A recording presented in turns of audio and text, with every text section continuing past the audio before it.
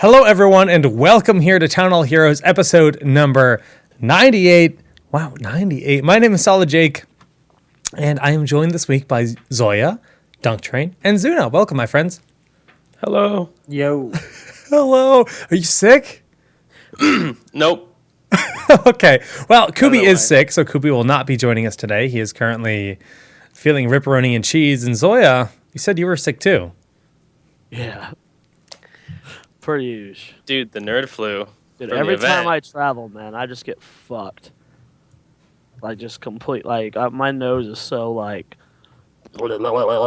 just, Just like that, huh? Nice. yeah. Nice. What else is new, man?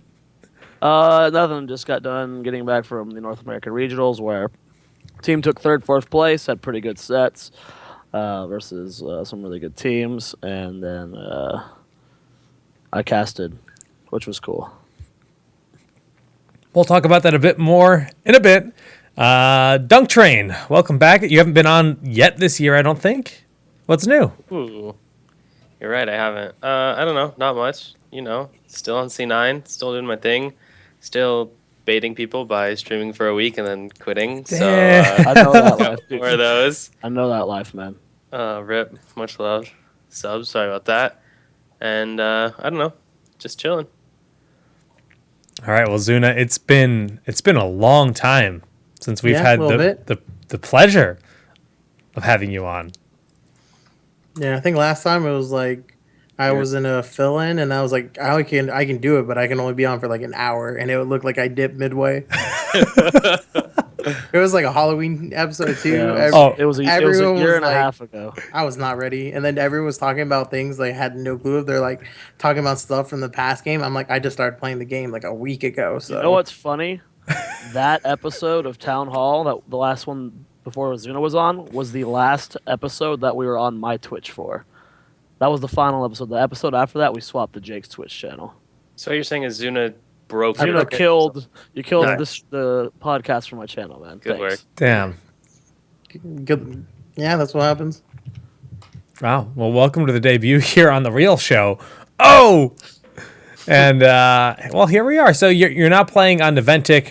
I'm actually wanting to interview you just a little bit on the new team and what ultimately led you to this org, because I don't know anything about the founders of this organization. Like, I know nothing about them. Pretty much we got like a lot of offers coming from Hero Rising, and lots of people thought we would sign with like a TSM or like something really like a top tier organization or like an old school one or whatever. But like when it comes down to it, when you're coming from HOTS, we didn't really want to sign from someone like that because we know that they're not going to prioritize us or like take care of us as what we want. So when it came to like that, we were just like, let's see who's giving us the big offer and who's going to treat us right. And that's why we ended up with Neventic over everyone else. Who are they? It used to be Swarm before, and then they like remade their whole thing or something, like, and then that's what it is pretty much. Really cool. Well, I mean, it's exciting obviously Heroes is a game that's like on the up and coming. So for new orgs to hop in, it's a little bit easier. So it's really cool to see that they're investing in the game and investing in a top team like you guys. Obviously, the investment is paying off considering Cloud9 and Neventic are the two teams representing North America at Worlds. And we will be talking about that a bit later in the show. So let's start things off with our newest hero that just launched yesterday, Zool. First impressions. OP. OP. Not lead main OP, but he's good. I think he's insane laner. Like, I think he doesn't lose to anyone in lane, and he has a lot of damage, but it's like kind of the Greymane thing. Like, if Greymane had bolt at 20, I think he'd be like the best hero in the game, but he doesn't have bolt at 20, so he seems strong, but I don't know how strong. Oh, because his level 20 is so bad. Let me just say F you to healing. Like, that's so dumb, dude. That's so frustrating. I hate that. The upgrade on his poison? Is that what you're referencing? No, at level 20, the Mortal Oh, Strike. the Mortal Strike. Oh, right, sorry. The, Shit, like, jeez. I'm sorry. 75% uptime Mortal Strike for Have you 75%. Like, cool. Have you Did you- seen Ancestral heal? No, was I gonna haven't. say, Yeah. It's so pathetic. It's like a just Toronto like- queue. It's so bad. Oh man. It's like an Uther Q when he's dead. Yeah. Yeah, but yeah, it's really funny. That talent is ridiculous. I think his E is insanely broken. It's you can like dwarf toss it and stuff. You can like avoid it, so it's not like guaranteed to hit on all heroes. But um, his E is Yeah, so like good. Ice Block, post 13 is good and stuff, but you're still spending Ice Block to dodge a route. It's like, why would you ever do that? But it does, how long does it take to activate? 2 full seconds to activate? That's pretty good. I feel like his E is fine. Like, there's room to avoid it, and it's really good at comboing. But people are going to complain because they're going to be like, oh, I got hit by a stun, and then like he's just chain stuns for free, but whatever. He could do that with any other stun. You True. know? Yeah, it's actually surprisingly good against Muradin because Muradin usually can like time it with his jump, but if you have a stun, then like if he jumps, he's gonna get stun. He's gonna get rooted early. So it's like it's kind of that weird balance where you have to jump early. So if he gets rooted, then you're not screwed compared to like just trying to juke a stun and then get stunned into a root. So surprisingly good against Muradin. Okay, so just his kit in general, really good lane clear. He's got a bit of control when it comes to Bone Prison. He's got the, this is really good against melee in general, just the Curse Strikes. Nullify a lot of damage output, great utility. And he also has a 5th ability, which isn't even listed here, or I guess 4th base ability, the Bone Armor, level 1. And for whatever reason, on none of the pages will it ever show it when you're looking at the hero, which is like, even when you're in the hero selection, if you go to play and you pick Zool and you click abilities, it's not there either, which is really just kind of odd. But anyways, he does have another ability, hotkeyed at 1. And those talents are OP. That level 1 talent with the explosion, 15% health or whatever, is so silly. Like, you can just do so much AoE damage if you're, like, stacked up in a group of people. Yeah, it's like you're talking, you go in the front line, the enemy team has, let's just say, Johanna Sonia, and it explodes on both of them. That's so much damage. So, And the avoiding attacks one is pretty good. I used it a few times versus Rainers and shit. And at least the cooldown goes up. Because I like the shade more than backlash. Like that's what I've noticed because there's so much autoing in the game. Like unless you're versing a full caster team, which you never see double caster anymore. Like it's just really strong. Like 10 seconds sucks, but like it's the difference of being able to die or not. Lots of the time, it's pretty insane. Like if you use it right before you get stunned, and like a Rainer just can't hit you, it's like the biggest joke. Yeah, it's hilarious. It's so much damage mitigation. It's absurd. Would there ever be a case where Shackler would be worth it? Maybe against like a Illidan or something? No. Probably not. Yeah. Even if like even if there's like no auto attack damage at all, like that's still probably better just because you're just mitigating, and then the damage for that other talent backlash is still better. The slow, I don't know why you need it. Like it's kind of funny that like Executioner is still around. I think like throughout the history of HOTS, I think at one point Hammers used to go Executioner. And I feel like Rainer did at one point too. Maybe old. Well, yeah, because they used to have 100% uptime on an AoE slow around them. Yeah. Because their Inspire used to proc a slow, so they'd just have 100% executioner uptime, which is the only way that talent is good at its current tuning. So if you went for Skeletal Mages and Executioner, you think there's any kind of viability there? No. That's what the point of bringing Executioner up is that it's bad. It never gets used. They need to stop. Like if they're like putting it in the heroes kits, because it's like just a waste of talent, and like they're adding like because there's a lot of slows throughout Zul's kit talent wise. Like if you're just like adding 3 talents to complement Executioner, then like that just needs to stop. I don't know. Decrepify is really good in general. The level 13 talent with the slow on the Q. It's 40% slow for 3 seconds. I'm saying if like they're designing all these slows, I see. like, try and make Executioner good. They just need to quit that. I think like with Executioner, they just need to remove it and then do the thing they did with like Lunara. Like her passive slow, 50% damage is insane. Especially if you have like a Jaina on your team, so things are like permaslowed with lingering chill. Like if you just hit someone, the dot damage is crazy. I would like more if they did stuff like that. Like you can like combo it better, and it's not like, oh hey, I have to auto attack to get some value. Compared to like Lunar's unique ability where it's just your passive does insane damage if they're slowed. Oh, that's cool. So stylistically, obviously, he's only been up for a day. I'm not expecting to go through a full-on deep dive into the hero.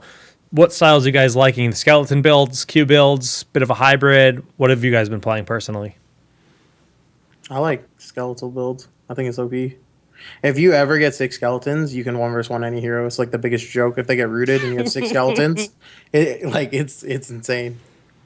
Are you going the spawn skeletons on your prison as well? Yeah. Jailers at 4. That's cool. Jailers. So you go for jailers and you get Rothwa's Blessing, and like you have like a lot more. Just that little bit of sustain you get from the 2 skeletons, even in team fights, like when you're 1v1ing someone, it has turned the tide of those fights so many times for me. I want someone to do the math. I think it's at level 4 where you get the slow increase from 50 to 75%. I've used that a few times, which is like Rainers and stuff, and the auto speed is hilarious. I'm curious Wait, as to how level 7 you mean? is. Weaken. Yeah. Like the difference between being 50% attack slowed and 75, you're doing half the damage. So like the first one halves your damage, and then getting that talent halves it again. Like it's so dumb because you can't even play the game. Like if you're an auto attacker, you can't control your character correctly anymore. You have to wait like 4 seconds between attacks. It's so Against like Sonya's and Thralls and stuff, it's hilarious. Yeah, no, it crushes melee, especially because the game has like scaling on autos, like on every hero, so it's so strong. Yeah, You add that. hilarious. Yeah, you add that with the what do you call it, the shade. It's like, oh, I have W up, I don't need to use shade, and then once W is gone, you're like, oh, shade up, and then they're like, yeah, we couldn't hurt him. I wanted to make like an odd shot or a gif or something of like me using that versus a Rainer, and then like watching him stutter like he thinks he's gonna auto attack like so many times. It's just like that's fucking hilarious. It's so silly. Like auto attack speed slows are so frustrating to play with in the game. I'm just really surprised that they put one in like on a base ability that has that much uptime. It's just so miserable of an effect to have in the game. Why isn't it just weaken, like reduces auto attack damage? Like, because there are so many things that trigger off of having auto attacks go off. Like, good luck playing any melee assassin into this fucking hero. Yeah, I find it really interesting that even just on quick match, there's like multiple comps I've played against that have been like Illid and Sonya. It's like, why would you even be willing to play those heroes in this patch? Because you're playing against Zul every game. He annihilates melee so hard. Yeah. Mm-hmm. I wonder if triple range is gonna come back against Zul. Like if people don't ban it, they're just like, let's get triple range. It might. Like, what's his counter? AP? Range in general? Not tanks that don't need auto and range, I guess. Like, everyone pick burning rage, boys. That's what I noticed. Like if you're eluding at Zul, you just can't do any damage. Like it's it's insane. And the shackles too are a big issue for him. The bone prison. Mm-hmm. Like Illidan has no choice but to try to get to safety the moment he sees bone prison starting to channel on him. Another huge thing is like his damage on his cleave is 100%. So like if there's any like melee clump, you're just doing infinite damage compared to anyone else. It's stupid. Mm-hmm. It's like really dumb. he literally has a level 20 passive from Greymane as just an ability. Like they're like, yeah, that's cool. A better one. A better one. Yeah, it also reduces their attack speed. Cool and all, boys, but it's just because you hit me back. Have you guys had like or seen anyone with any success with skeletal mages? Because every time I took that, I was just like, this is the dumbest damn heroic I've ever seen. It's so easy to kill them. Like they feel like they do. Maybe in a 1v1, it's like valuable. I liked it on seen Battlefield, but only in situations where you're already winning. It's like in the event they're retreating, it seems really good. I mean, why not just have a Tassadar and use Force Wall? I agree. Shorter cooldown and more impactful. It's so hard to give up the damage from Poison Nova. It's too much. Yeah, Poison Nova like destroys, what do you call it? Like healers like Uther. They just can't heal like the damage at all. Mm-hmm. And Poison in this game kills. Like Lunara is like kind of soft counter to Uther because you can't really heal it up. But like if you get like a 5-man Poison Nova against like an Uther comp, unless you like your whole team just dies instantly, you're probably gonna win the fight just because it's so much damage. It's hilarious too because like after NA regionals, everyone's running like Greymane and Sonya and shit. So like the moment they dive in, like he's literally just like, if you're a dive hero, you're fucked. Because you're gonna get rooted, you're gonna get hit by Poison Nova, you're just gonna get fucked up. Yeah. Especially at 20 when you have the healing reduction, which is, I mean, might be the most OP talent in the game. Like, it's absurd. It does. It literally makes your role useless. Like that's the thing too is like he has a lot of damage, like surprising amount of damage, and then with healing reduction, it's like lots of people don't understand like if there's no Tassadar and there's just like regular heals, that like that healing will do so much like I don't know like negate damage. Like you don't have to do damage if you reduce healing. So like if someone got ancestral and you did that Q and it's like yeah, ancestral only gets 25% off. It's literally like you just did 75% damage of ancestral. Yeah, So yeah. it's insane and like I think like Zul's gonna be banned a lot early on because people are not gonna have any clue how to deal with that. I feel like he's just going to be another hero that the game is decided by the draft instead of by play skill. Like I feel like if they pick Zul or whatever, like if he's up, but he gets picked and you didn't account for that, like you just lost the game and there's nothing you can do. Go to the next game. You don't get to play. Like that's how I feel like his kit is, which I think is really bad for the game. Yeah, you have to be very mindful how you draft around him. Like Yeah. sometimes you like when you get caught off guard by just one hero. It's just like that's again an extreme situation. If you have the I agree completely. That's Dude, He's Skeleton dumb. Mages would be pretty good if you could just do that. That Yeah. looks pretty fair. well, even that. Look how many are there, and Arthur's just still looks healthy as fuck. Like, oh, now he's running through them, so he's dying a bit quicker, but still, it's like, Well, when I you can don't- summon infinite, they're decent. yeah, I don't get that talent. It covers a lot of area. It gives you a lot of slow. If there's any AoE, The damage is it just decent. dies instantly. Yeah, they die quick though. It needs like a significant. Like if you could split them up a little bit more interestingly, like if you could like hold control or something and change the formation and make like a, I don't know, there might be some cool things you could do. You could but draw with it, like you draw. but the even now, look at this. the Look at this. shape If you want. cast it like this, you only get 2. If like Yeah. you try to cast it in a place where it wouldn't fit, and that feels so shitty when you screw it up. Yeah, I wish it would And if kind of you be a just, little like- bit smarter about it. if you just like clip the terrain too, you can not end up getting one where you feel like you really should. Right, that's what It I'm- can that's hose what I'm you. saying Like, right now. Yeah, It's just super like- frustrating. So interesting abilities, but Poison Nova seems to be the go-to. I think maybe if it was like charges, like you put them down like as 2 or Oh, something. Yeah. I said that about Tassadar's Force Wall forever ago, and I think it would have been too strong. But if you had 4 not charges would've, of that, yeah, I would've. don't think it would be too strong, and that would be really fun. I don't think you could like do individual mages. I think it needs to be like you put 2 down at a time. Maybe. I think it'd be fine if it fully body block because then you'd have to Or like that kill too, it, Yeah. but it doesn't fully body block. And you just like go in between them. Yeah. Mhm. Like kind of how zombie wall works. Mm-hmm. Level 20 talents on this hero are actually quite interesting. Mortal Strike is obviously I'm sorry, you said interesting. okay. Well, interesting could mean a variety of things, but let's go ahead and Could take it? a look here. Bam. Level 20, so obviously you can get additional damage on the poison. That's cool. Every time you kill one of the enemy heroes, it summons one of the Frost Mages, and it also buffs the Frost Mage. Again, I tried this. That feels really unimpactful because it's again something that just kind of like it's nice, but I didn't feel like it made enough of a difference. Mortal Wound, Dunktrain's favorite ability in the entire game. A 8-second cooldown that can be reduced to 4 seconds that nerfs all healing by, holy crap, you could permanently stack that. I didn't realize that. Oh, you figured it out, Jake. Good job, buddy. I didn't realize that. Wow. I talked about that when you and Zuna were talking about it in the pre-show. How you can just Yeah, like I know. spam those with the toy talents. Jake. I did. Come on, Oh, man. that's awful. That can't exist. Come on, Jake. That can't Well, exist. it won't be permanent. Well- 'cause it has 2 seconds before it goes off. All right. So like you've got like a second or two where it's not active. That's still insane. Yeah. This needs to like last 2 seconds maximum if it's going to exist like that, and it should probably be 50%, not 75%. But Bone Spear, they gave him a 6th ability that isn't mobility; it's damage, and that's not a common thing. To just add on a new hotkey that rather than it give you something like Bolt or Epic Mount or Galloping Gait or whatever, it's just another ability, and if you pair that with a Q build. He does a ton of linear damage, like just in a line. I feel like it's just not good. Like, even if Mortal Wound didn't exist or whatever, I feel like Bone Sphere is just not good. Like, if I had to click that talent on any other hero, I would never pick it, I think, over any choices that people are making at level 20 right now. It's just so bad.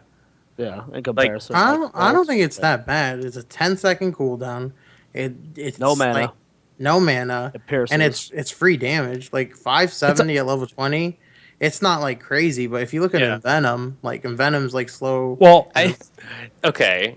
Envenom's a level 4 talent. Like, they're still, not Envenom's also a long cooldown. This is 10 seconds. Yeah. And I'm just saying, it pierces. Well, the if you thing had is, Bolt, would you ever take that over Bolt, is what I'm saying. Probably no, not. but no Exactly. one would take anything. Well, that's what Yeah. Dunk's point Yeah, is. Compared yeah. to other 20 talents, it's not anything to write home about. Yeah, It's but just like- Go ahead. I was gonna say, like, if you compare it to, like, imagine Greymane had that skill. You know Yeah. what I mean? So like, But it's Greymane level 20s are embarrassingly bad, dude. yeah. But I'm just saying, like, it's not that bad of a skill. Like, imagine if 3 heroes could have that ability, though. Yeah. Like, how insane would it be? It's just that he's him by himself. So like, 570 extra damage isn't. I wouldn't say it's that little. Like, against a tank, it's not really going to do anything. But against a squishy, and it's pretty much like the easiest skill shot to land in the game if they're slowed or stunned or anything. Oh, yeah, it goes It's like, pretty quick. It's like a guaranteed extra damage. So I don't think it's as bad as people think. If they're like, this is kind of like slightly rated as well, but if they're like planning on making like healing reduction a thing, I think at this point they have to like rework Malfurion. Like, this makes Mouse just completely useless. Yeah. This is what it took Like- to make Malf useless. He was already That's- okay. I shit on Malf all the time. I shit on him every time people took him at fucking Heroes Rising. But this, like, if this is going to be the case, like they have to rework Malf now. You Yeah. can't Okay. not do it. Even before, like, okay, at Heroes Rising, guys, we're all in like the player area. Like, we're sitting on couches, sitting in chairs, watching games. Like, on day 2, you're waiting for your matches to come up. Everyone's sitting on couch, like these chairs, watching the TV of the stream. We're watching the draft phase, and it's just like somebody's like mostly done with the draft, and like, dude, they did really good in draft. The only way they could f this up, You pick draft Malf. Malf. And then it's like goes through some rotations. They pick Malf. You're like, well, guess they lose, boys. Yeah. The only way you could possibly lose that draft, and you've managed to find it. Good work. So, I don't think Malfa needed help. Okay, well let me rephrase then. This affects healing over time a lot more heavily than it does like instant heals. And if that's all Mouth's kit is heal over time. This is like an actual like that mechanic is actually a hard counter to Malfurion. Yeah. Absolutely nullifies it. I was gonna say in general, just heals over time just suck. Like, unless they have infinite healing, like they just have way more value than a burst heal. Like, it just heals 3 times as much. The hots just are never gonna be good because there's either so much sustained damage that it goes through the hot, or you just have such burst that you'll never get true value. And that's like the main reason why you just never see Malf anymore. Like, I think like when they buffed his Q, I think that was a good idea. I think it was dumb that they nerfed his strength. Like, he should have kept his strength. At least like it's like if he has his ult up, he's a god. But like he has the longest cooldown out of any support on his ult. So why not make it so he's a god when his ult's up? Now Rhaegar has the same cooldown in his ult. That hero just like went straight to the dumpster. I feel like this patch, not like full dumpster, but like he got so much worse. Rhaegar? Yeah, he went. Yeah, he went to like the best hero in the game to. Just because the 100 on Ancestral? Plus the like silly nerf to lightning shield talent at like level 4. Oh, that seemed really unnecessary. The removal of Level 4 the is duration. useless, dude. Like Yeah. look at his level 4 talents: mana reduce, mana regen, and wolf form. Yeah. Yeah, Ooh. you get Feral Heart no matter what now, right? I don't know. I don't even pick that hero anymore. Yeah. I don't think Rhaegar is as bad as people think though. Like, I think he's still fine. I mean, he's still better than Malf and Lily for sure. yeah, that's what I'm saying. Yeah, like he's still fine. It's like my main gripe is with how not exciting his level 4 talents are, more than like the actual balance changes. Yeah. So where's Nova sit? They just buffed her snipe again. I think Nova sucks. It's like you have to have a. I think you have to be like 100% land Qs to be even decent on her, and it's just like if you miss one, you're just I lost everything. If Europe doesn't even run it, you know it's that. How is it okay that you lose the stacks even if you have to like snipe a boss or something? Like you can't even help your team kill a boss, right? You just lose the stacks. It's absolute nonsense. I don't know, man. You gotta go like railgun and then hit somebody at the boss. Yeah, dude. All right, can you just go over and stand at the boss for me, bro, so I don't lose my stacks? Thanks, man. You guys see my hair whipping micro? That is intense. Yeah, Nova. I don't miss her. I don't miss her from competitive. I don't miss her from quick match. I don't miss her at all in this What do you mean game. you don't miss her from quick match? You still see her in quick match. Not really. Not as much as Yeah, I I used don't- to, dude. I don't think I've seen a Nova in the last like 50 games I've played. Yeah, I honestly feel that way too. I miss that. You said you missed that? Dunk's the only Nova liker. I played so much Nova, dude, when she was toxic, OP. It's like the only. It was so much fun. That was before they had like Kael'thas and Jaina. I feel That was like. back when you blew a train whistle every time you got a Yeah, kill. yeah, that's like back when there weren't really heroes that did that in the That was game. back when you were on Now you can just Descent. pick- Now you can just pick Li Ming and blow up the whole enemy team, you know, instead of being Nova and having to hit skill shots, you know. Well, rest in pieces, Nova. Rhaegar, potentially in the dumpster. Who knows? Not in the dumpster. We'll still see him for sure. His Q is still better than it ever has been. Yeah. So that's redeeming, at least. And the base feral lunge is still quite a nice quality of life thing. I'm sure we'll still see plenty of Rhaegar play. But definitely not the Ray God he was. What like let's just like kind of change this topic back to the life steal or the healing reduction. What if this is like an intention, like because that is a talent that ends the game. Like that is just showing you how powerful storm talents I think can be. You think that's like a terrible like not just like a healing reduction in general, but just like having storm talents be that fucking powerful. Do Okay. you think that's a good direction, or do you think that's like no Blizzard? No, that's not what we need. It's a great direction, but it's not even what they intended because you can still see that like his talents for his alts are garbage. So like if you want storm talents to be game enders, like game like is over, then like you have to put real talents for his heroics too. If you're gonna say like, okay guys, this is the design direction we're going for level 20 talents, they're game enders, like okay, that's fine. I'm happy with that. I think there's something wrong with the game that like a lot of games are going to like past level 20 by multiple levels now, even Yeah. in competitive. Like I don't really think that's good for the game. So like I think that's fine, but then you have like his Poison Nova talents, like okay, cool. I mean it's 100%, damage, but like that's not even I mean those are like so far apart in effectiveness that it's like not even comparable. I just think that nothing should be so strong where it's just you have to get it no matter what. Like bolts, Yeah. hardened shield, redemption, 75% mortal strike. Like Yeah. if anything, it should be like 25% because then it's like still good, especially in Yeah. lots of situations. It's just Yeah. you're not like, hey, I have to pick this right now. And I hope Bolt gets nerfed. Like Bolt literally should have twice as long and have half the distance. And same with hardened shield. Hardened shield should not last infinite. Like hardened shield should last half as long and have twice as long cooldown. That way, it's like if you waste your cooldown, you're not like, oh, I just wasted my cooldown. Let's wait a minute. They're not even going to be close to 20 right now. There's no way to lose. Like at least if it's like half as long on hardened shield and bolt and like the distance and the duration, then it's not as game breaking and like lots of stuff, a lot more stuff can happen. Yeah. Damn. Like the level 20 heroic upgrades are so trash compared to stuff like hardened bolt, this mortal strike shit. Like I just feel like there's no comparing them. There's just like no concept of equal value there, you know? Like Is there a Greymane's single level 20 heroic upgrade that is comparable? Like, well, Redemption, that's specific That's to Uther. not a That's heroic. really good. That's not a heroic, you're right. Yeah. Indestructible, those are all better than any of the heroic upgrades, aren't they? I don't know, does anyone pick heroic upgrades at level 20? Like do any heroes in competitive? BFG, boys! Cool.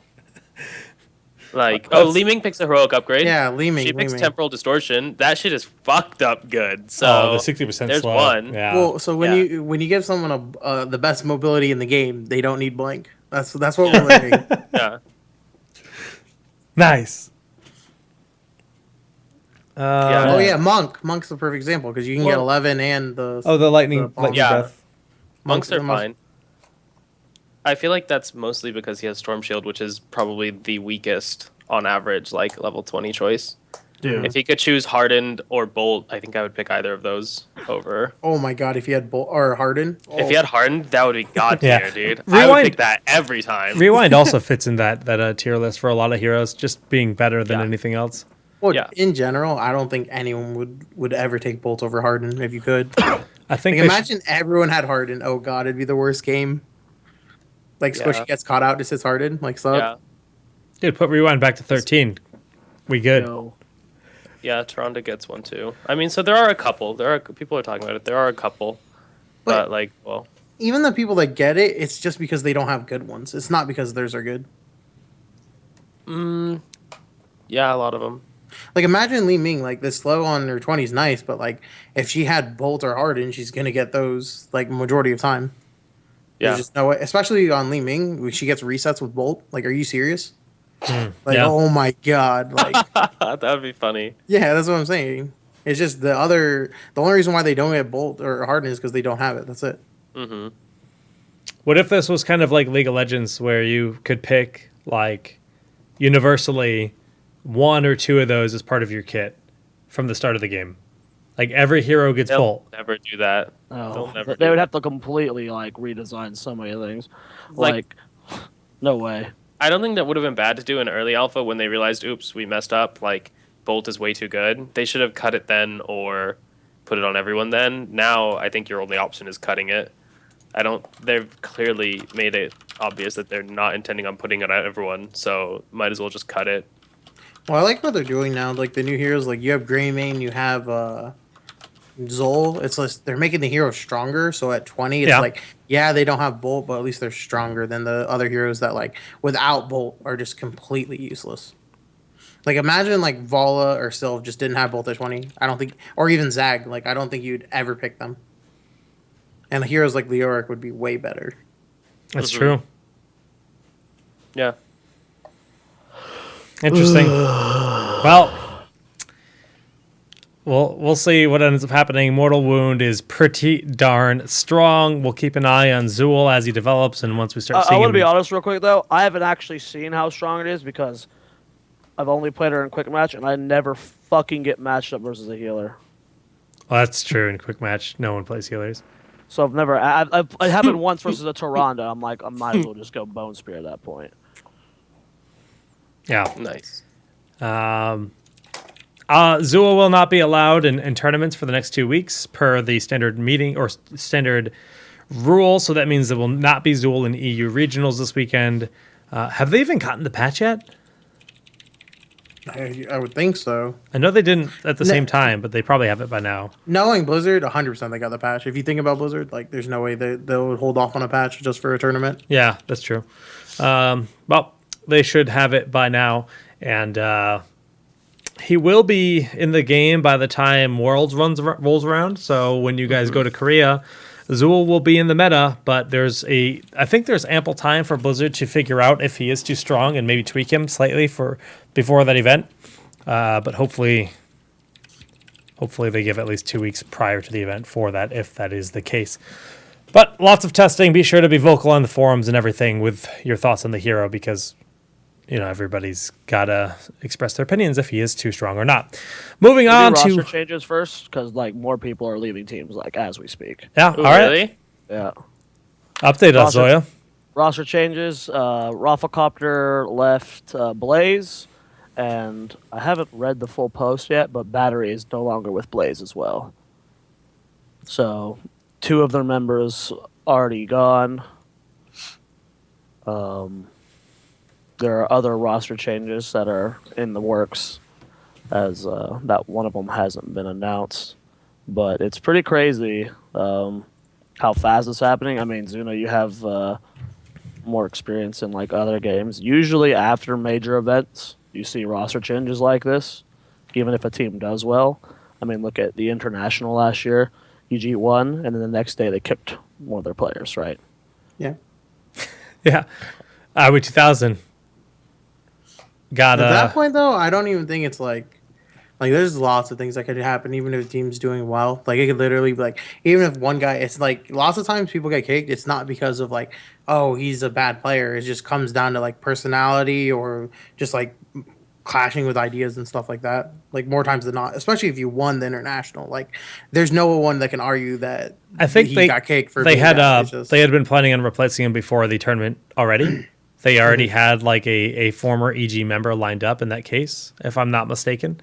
That was coming back to the team for I don't know the exact story, but it still really sucked for IB 2000. But this is like not just one team making a change right after the event. This is just like Multiple explosions teams. that probably happened the night after that team got knocked out.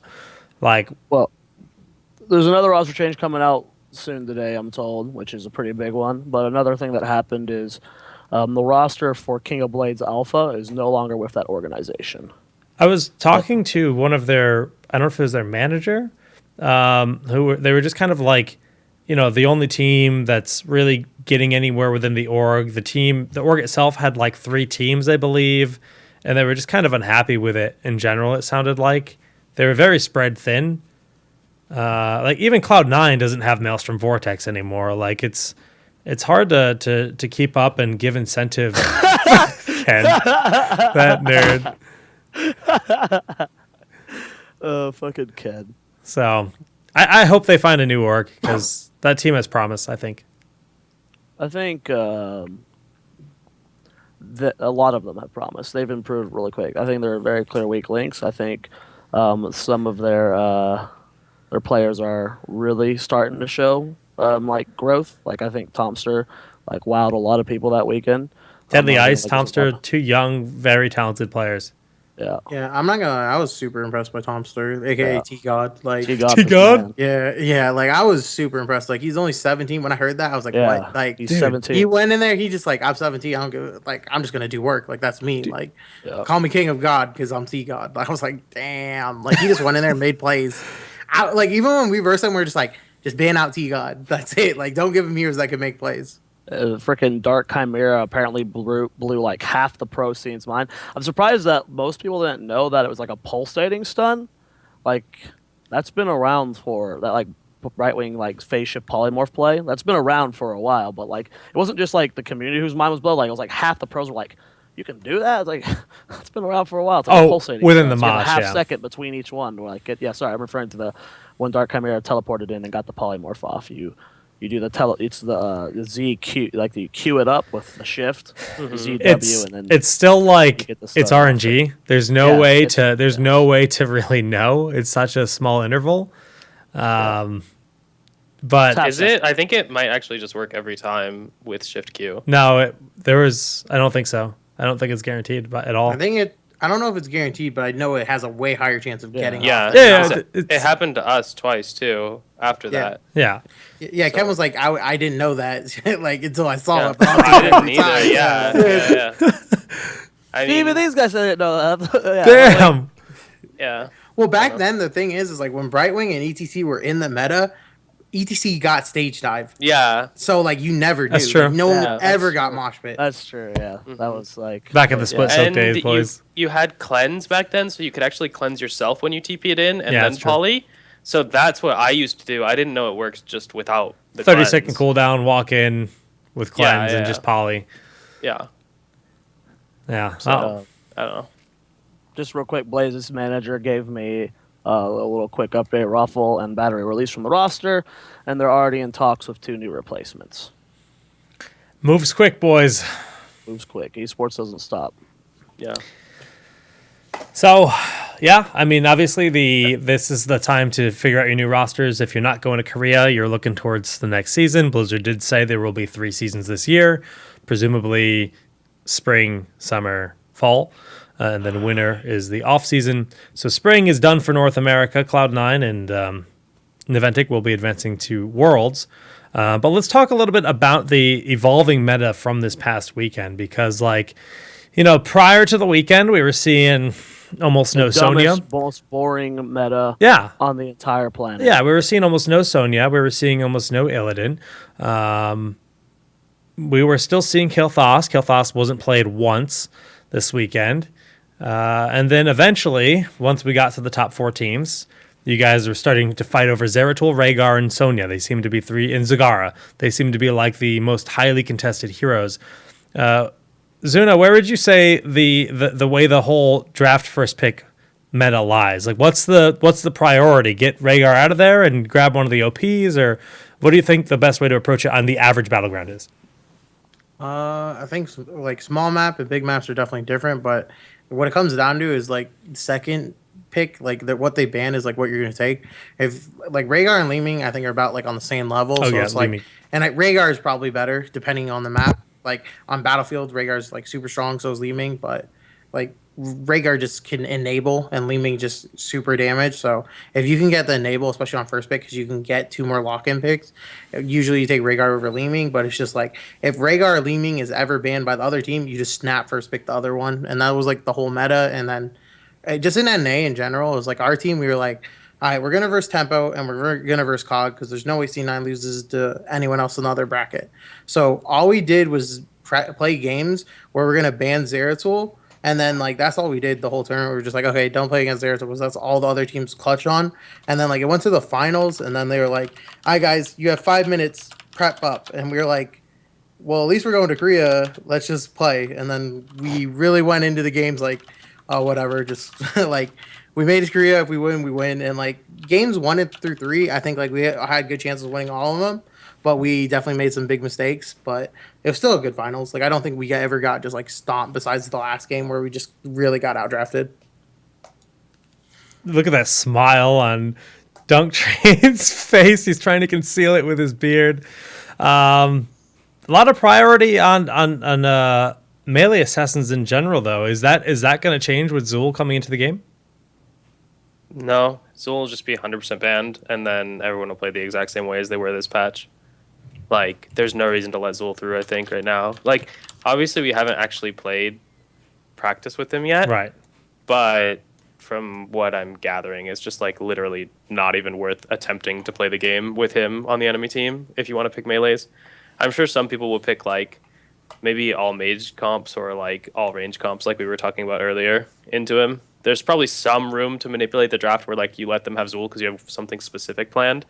Like we did on Dragonshire, giving them Zag and taking Chen. Like, if you have one really specific thing planned, then it can work no matter how OP the enemy hero is. But, like, it's just going to get banned, I think, almost every game. It's like the Zeratul factor where you just don't want them to have that hero that there's no other hero who can do those things, you know? There's no reason to let that into the game. I just gotta do my quick little like ceremony to worship the Korean overlords because going into this event, I knew Sonya and Uther were gonna fucking pop up and just destroy everything because literally in Korea that is all they run, and like 80+ involvement rates throughout those regions. And of course I know Zuna, so he really focuses on the Korean scene, and that combo is just. Not even just, they don't even have to be together. We're seeing a lot of it. First of all, big shout out to Kenma. That shit he did with Hard and Focus versus Lunara was fucking gross. That was so good. How much healing you can do versus that was insane. Because everyone going into that was like, Uther versus Lunara, you lose the game. That's just done. And he made it work. That was really sick. But those two heroes, like, were not picked at all in NA and EU leading into that vet. It's and true. only played in Korea. And then they just kind of took over the draft. Well, I would say one big thing is that us and C9 have always played Sonya. Like, I don't think we ever stopped playing it. And even when Sonya was super broken, us and C9 were the only ones that played it in NA. So it was really weird that no one else played it. I feel like what happens is there's an event and, like, C9 and what used to be Tempo and now Naventic or whatever, like, we figure out how to play the game, beat all the other teams, and we play our own set, and shit gets weird. And then, like, So dumb. everyone just goes back to, like, trying to figure out other shit and forgets how to play the game when it comes around to the next tournament, except for us. Like, I don't know. It's just really weird. That's where, like, coaches and analysts start becoming more valuable. Whenever you just start, like, not even just, like, just in general, just, like, hiding strats and stuff. Like, you just sometimes get used to, like, running what you're hiding. Or not what you're hiding, and it's just silly. It's just really weird how the meta just can completely just go bonkers throughout like the last 3 sets of the night. Yeah. All right. First pick is OP, by the way. What was that? A 63% win rate? 65? Pretty high. It was funny too because like almost everyone going into that event was like wanting to get maps first, and then like day 2, that just like 100% shifted to everyone was contesting first pick. I think map first would have been a lot bigger if there was no bans. I think that was the biggest thing, because there was bans. You couldn't get like people couldn't get the maps they really wanted to, like that they prepared stats for. Oh, I do see. think the tournament results, if you could ban like 2 or 3 maps, even the tournament result would have been a lot different. Like you could prep way more and practice more. Yeah, I feel like 9 maps is way too many. It's like so unreasonable to have For to a best prepare of for 3 8 at maps. least. Like, come on. It's Yeah. There's I think- no reason it shouldn't be like 7 in the pool or 5 even. I think I've been saying that for a while. I think for a best of 5, 9 maps is okay. Should be 7 maps, but for if it's a best of 3, they should like just like for the best of 3s, you get additional map bans because when there's only one map ban, that you're like it's a best of 3, 7 maps. Like it's literally you can just be see anything. So I agree 100%. I think you'd see the level of play overall in the game entirely also improve if you limited the number of maps. Like, there's too many maps where like people spend so much time just fucking thinking of stinky cheese for each map because it's different that like they just don't learn to play the game right. Literally, you can spend a whole week of scrims only playing against cheese, a different cheese on every fucking map. It's so That's true. like that's so frustrating. Bring back the cheese, yo. No. What we were saying, no more cheese, Jake. No more cheese. No more cheese. I like cheese strats, man. It's fun. No, it's not. Get ready for the Zul Asmodee and Zagara cheese. Oh, I feel God. like you only need Zagara and Zool. I don't think you need Asmodee. Yeah, that's not good. 6 Like, skeletons with General of Hell. Nice. Jake, no one likes you here. I'm just going to say anything I can to make you upset, Zoya. I'm good at that. All right. Well, beyond that, I'm trying to think. Oh, I wanted to ask you about this dunk. There was, I think, 3 times where we saw Calf on Thrall in either warriorless comps or like Dream on Sonya comp. Can you elaborate on that a little bit? I don't know. Like, people were just putting shitty comps that we could run over, so we did. Not Until always. one team had the enormous adamantium cojones to pick Artanis. Mad fucking props. So, That was Blaze, Yeah. right? yeah. Like, nobody was willing to deviate from their normal draft, so we're just like, okay, we'll walk all over you. And then they're like, no, we got this shit. But, I don't know. It's just like, why do you need to tank if the enemy team's not picking heroes that are going to kill your people who are like quasi squishy or whatever, you know? That's fair. Well, it was kind of cool to watch. Obviously, on Battlefield of Eternity, you guys were shredding through that Immortal very quickly. I think one of the other questions the community had was just like, where do you guys think Tassadar sits? Because he's first pick, first banned in Korea fairly frequently. And we have seen solo support Tassadar see some success. So where do you guys see his place in the game right now? I think he's OP if he can enable something, and if he's solo task, he's useless. I agree. I think Tass is really good with Sonya. But the thing about NA is, like, a lot of teams have started running Illidan, and Illidan just fucking destroys Tass, like, just runs over him so hard. Like, there's nothing Tass can do versus Illidan. So, like, maybe that's probably why it's a little bit different here. But I agree with Zuna. Like, if you solo support Tass is stupid. Doesn't EU also run tasks? Yeah, they do. They're Like, on yeah, solo but I mean, tasks. they also run Illidan. Like, they also, so, like, I don't think that's a factor, right? Okay, I meant regions, like, that are, okay, valuable, right? Like, let's talk about Korea, China, and NA first. Dunk. Oh. Yeah, I don't know. I feel like he's not that bad as solo support. He's just, I don't know, another hero that has, like, really bad matchups and really good matchups. Like, you obviously don't want him against Poke. Like, that'd be dumb. Don't play solo support Tassadar against Poke. But, like, I feel like he still has room as solo support for, like, all-in builds. Like, if both teams are playing all-in characters, then, like, I don't think he's that bad. How will he fare against poison type heroes? Because you can spam those shields pretty quickly. You think he'll be decent against Zool, or are the shields just not enough? as like I a don't know. okay. I just don't know how Zool interacts with the game right now, to be honest. Yeah. Like, there's so much conjecture you can have, but just realistically, you don't. I don't know. I have no clue how that'll interact. I feel like he'd be fine against him, but at the same time, maybe not. Like, Zool has so much spread damage, and you can't pick melee assassins into Zool, so Tassadar's best with melee assassins. How can he be good versus Zool if you need melee assassins on your team? That's true. You know, to make Tass good. That's a So good point. there's like so many factors you have to consider that it's just too early.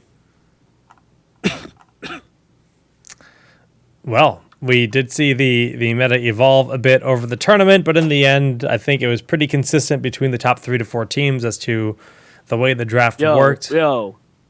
Fuck Cho'Gall. I'm tired of that hero. All right, he should be like a for fun hero that you can play with your friends in quick match. He should not be good enough to be competitive. Blizzard, change him. Get rid of him. I hate him. I can't stand him. He is ridiculous. He's just one of those heroes that makes the whole game about himself, right? Like, Yes. there are just some heroes that when they get drafted, it's suddenly the Cho'Gall show. It's suddenly the Illidan show. Like, I don't think that's healthy, but it's not like Cho'Gall is spectacularly more like that than Abathur or Illidan, right? Like, if you just pick poorly into those heroes, you just lose the game. You don't get to play. So, like, it's not any different, I feel like. I just feel like Cho'Gall, like, if they made his skill shots harder, then he would be like fine. I just think he's too easy to play for like how annoying he is. Like, and the thing is too, he's only good with Rhaegar. So just having a percentage shield should just have a cap on it just for Cho'Gall. Like, I don't know why they couldn't do that. Like, there should like, it's 15%, but if you have infinite HP, it's not 15%. Like, just have a flat cap, and I think it's totally fine. Because the only games Cho'Gall won was with Rhaegar, right? Yeah. Like, that's the only way he's playable, honestly. Like, yeah. 15% shield and then level 16 shield. It's like, hey, I can outtrade any melee. It's not even close. Look at me. And it's not like you can miss skill shots besides your random ball that doesn't even matter if you hit. Yeah. Right. I don't know. I personally think Cho'Gall is like really, really fun at first, but the games are just so drawn out when he's in it. It's so boring to watch.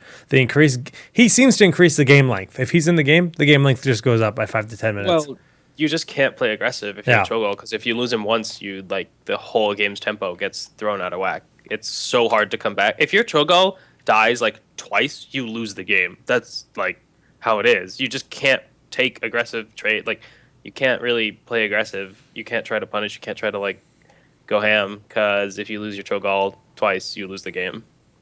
So, I don't know. Feels bad, man. All right. Well, beyond that, any other meta shifts that I'm missing?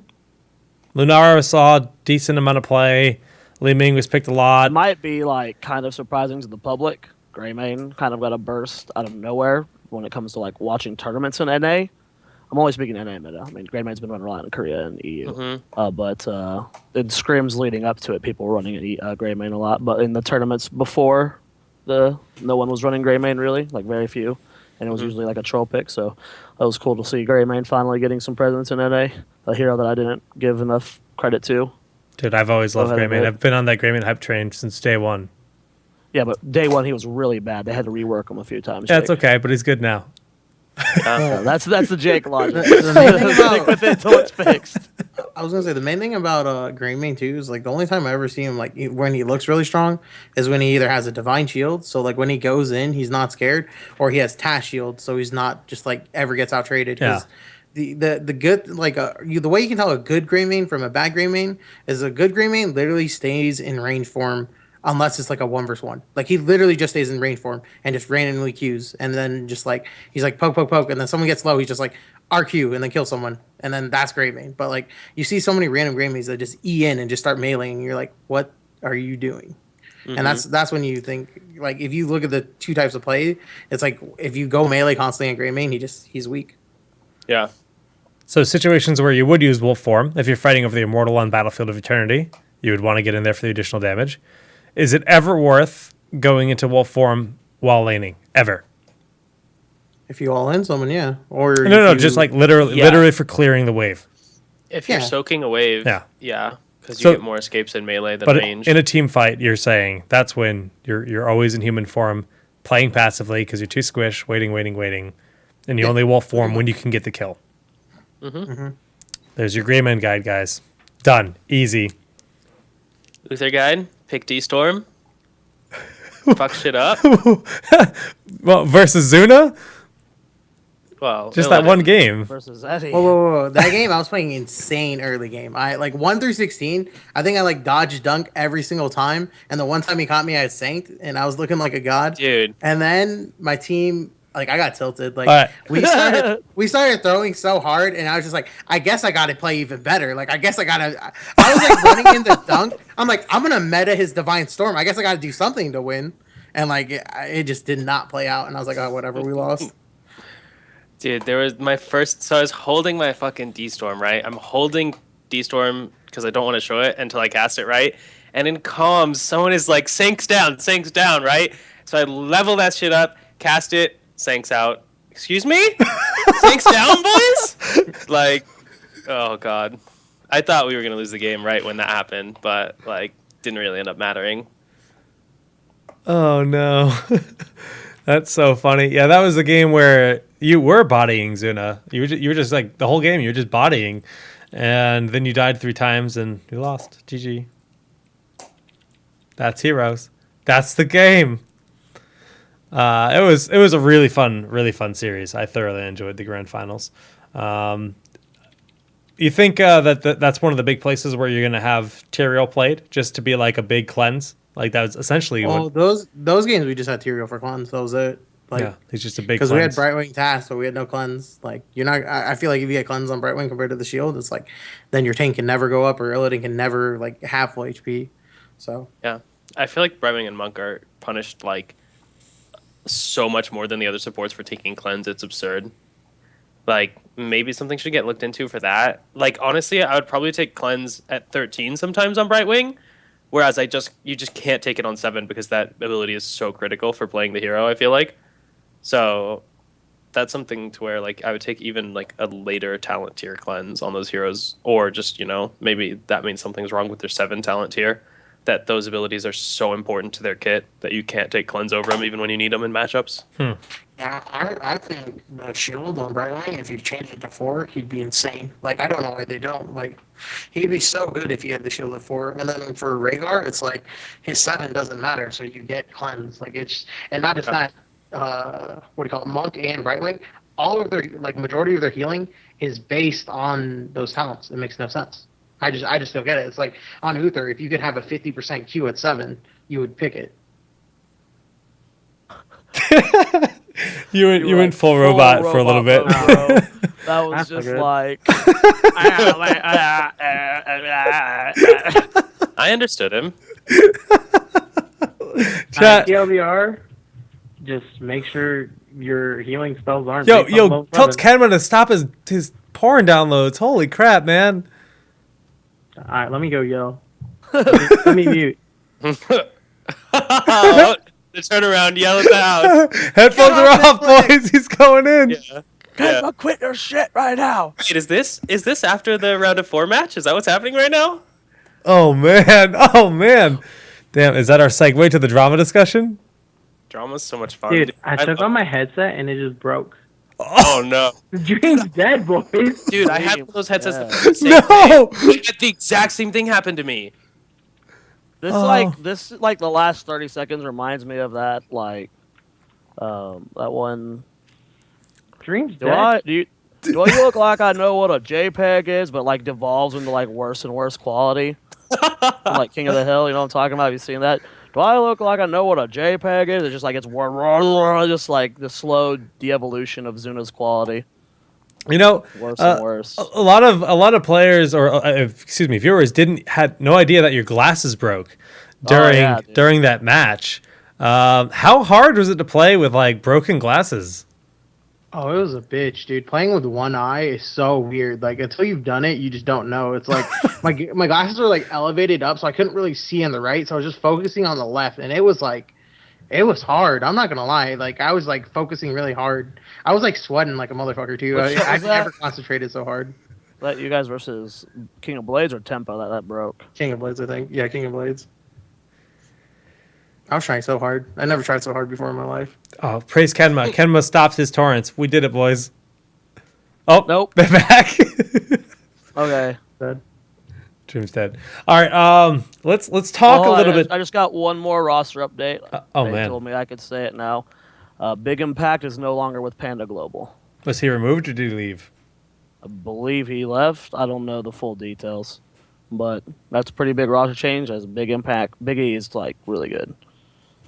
You want me to try rejoining Skype really quick or no? It seems like it's stable enough, and as long as good? your audio is a Fine, lot yeah. better, so that's what matters. All right, we're in there. We're in there. Easy. Easy, boys. A broken headset, easy. Yeah, Like, Big sorry. Impact just One confirmed he year left up. the team. Big E is Yeah, no longer with. one ear. This is literally how you do scrims. You know what I'm saying? Yeah. I can hear everyone talking. Mm-hmm. On a thingy. So, Oh. after the games with Cognitive, the semifinals, there were some tension in the studio. You guys got rolled by Cog. They brought the pain in game number 1. Was that a draft? 100% that was draft. Yeah, that was just. That, we should probably talk about that one day because this is the worst it's ever been when it comes to how, like, we've always just kind of said in like the hero scene, like you can just straight up lose the game in the draft and it's like a 70% loss, right? Where you can still pull it out. This is like legitimately the worst it's ever been. You can just straight up 100% lose the game in draft where there's like a 5% chance you win. Like they have to epic throw late game. Like draft is stupid important right now. yeah. But that's like a huge discussion probably. So you guys bungled the draft in game 1, and Cog got pretty hypey after Cog, that. maybe. Glower. For sure. Glow. Yeah. Yeah. So basically, to explain the situation of the studio is there's the two desks where the teams are sitting on the left and right side of the stage, and I was sitting near Naventic. The caster desk was near where Naventic was at the time, and Cog's roster was on the opposite side of the studio. And Glaurung was closest to Naventic of all the teams, so he's near the center of the stage. Soon as the game is done, usually I can't hear anything over the headphones at all. But across the studio, he's shouting "Shit's free, shit's free," and I personally love trash talk. I was sitting in the studio too. I'm eating it up, yeah.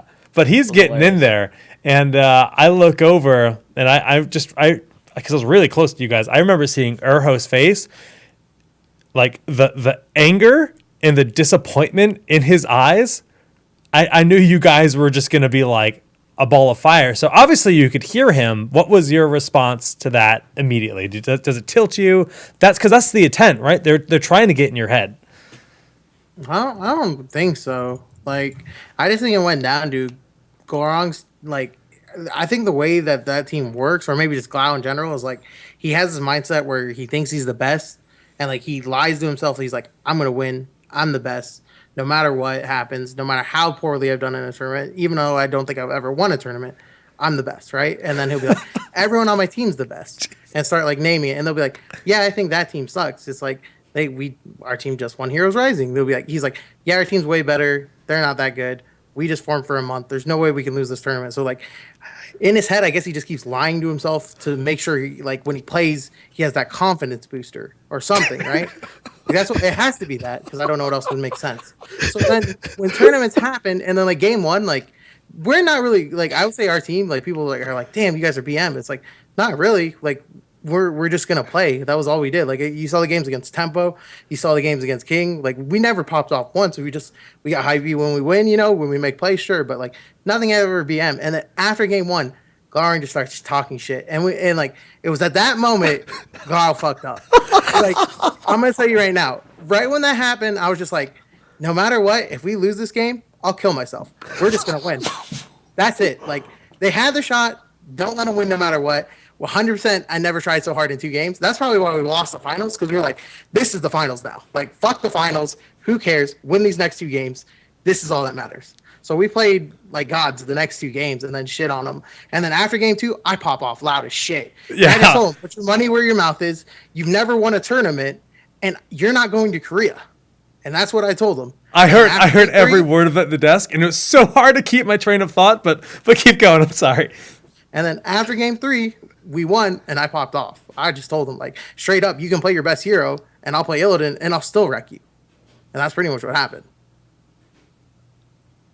Beautiful. Now, I guess the big controversy on Reddit, which I personally think is beautiful. So one, I think the trash talk and the banter and stuff is amazing for any esport. It's always been a crucial part of fighting games. So you see pop-offs, you see all these kind of things, and it makes it really, really entertaining to watch. If there was a live audience, they would have ate that shit up, guaranteed.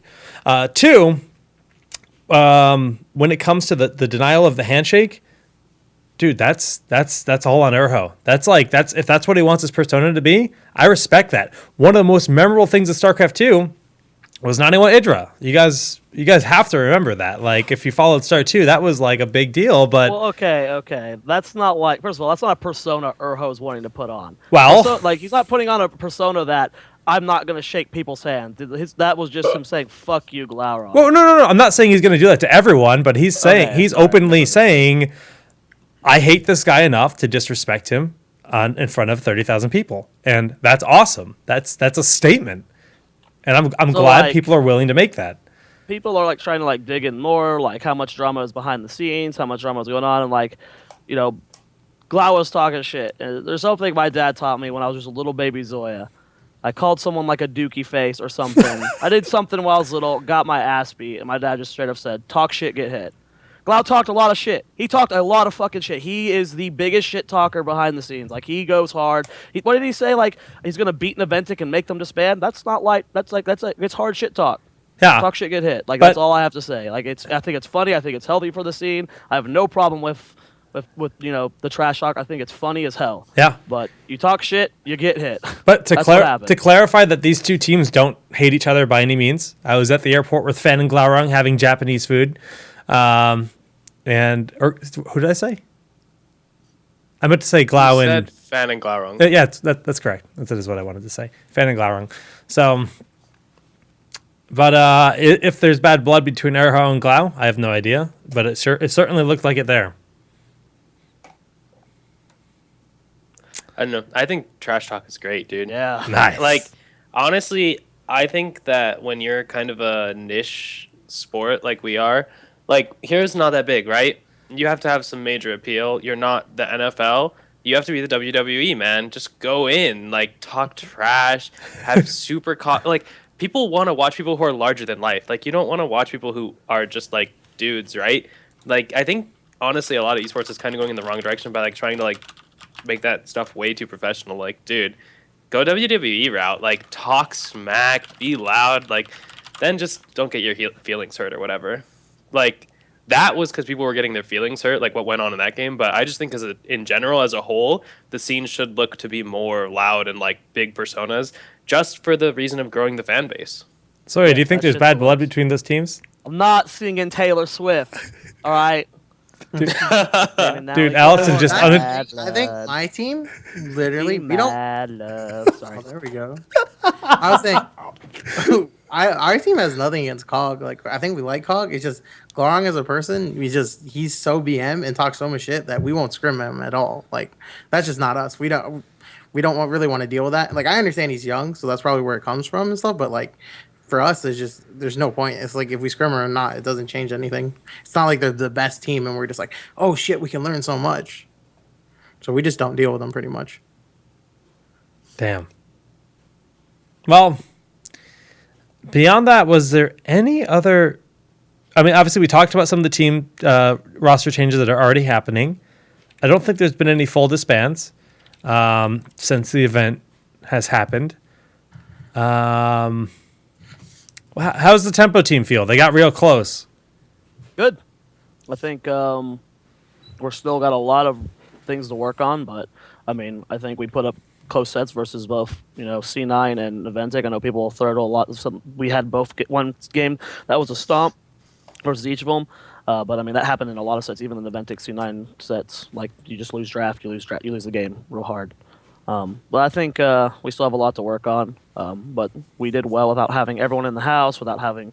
We're looking to get a coach soon too. So I don't know. I think I'm happy with the team's results. We had, if we got fourth place but didn't put up any good sets, I'd probably say a little bit differently. But I think a few of those games could have gone either way. I mean, think if like game one, right? Like we took Cloud9 to Towers of Doom.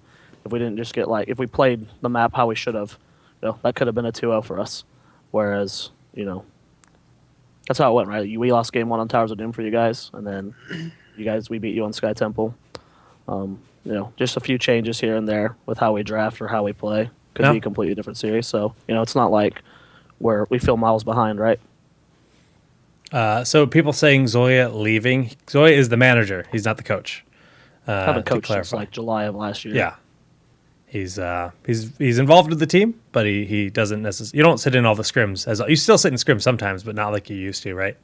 Yeah, I mean I still watch scrims and replays all the time, but I'm not coaching. Yeah. So Stellar Lotus, that's the other info, is Jesse Cox announced he will no longer be supporting the team. I will go out and say that the entry into the scene, picking up ESV Wildfire, a team that had no results and no merit to them, really, at the time. They had always been a middle-of-the-pack team.